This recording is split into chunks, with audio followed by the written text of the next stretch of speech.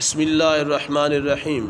استخارے کا مقصد ہے کہ بندے کے ذمہ جو کام تھا وہ اس نے کر دیا اور اپنے آپ کو حق تعالیٰ کے علم محیط اور قدرت کاملہ کے حوالے کر دیا۔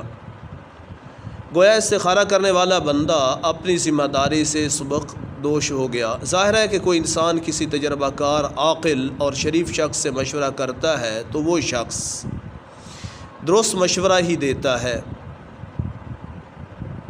اور اپنی مقدور کے مطابق اس کی اعانت بھی کرتا ہے۔ گویا استخارہ حق تعالی شانوں سے مشورہ لینا ہے، اپنی درخواست استخارہ کی صورت میں پیش کر دی۔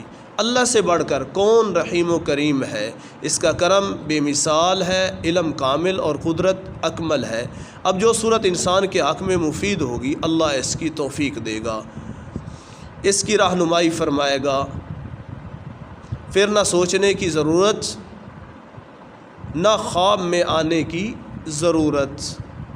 جو اس کے حق میں خیر ہوگا وہی ہوگا، چاہے اس کے علم میں اس کی بھلائی آئے یا نہ آئے، اطمینان و سکون فی الحال حاصل ہو یا نہ ہو، ہوگا وہی جو خیر ہوگا۔ یہ ہے استخارہ مسنونہ کا مطلب۔ اس لیے امت کے لیے تا قیامت یہ دستور العمل چھوڑا گیا ہے۔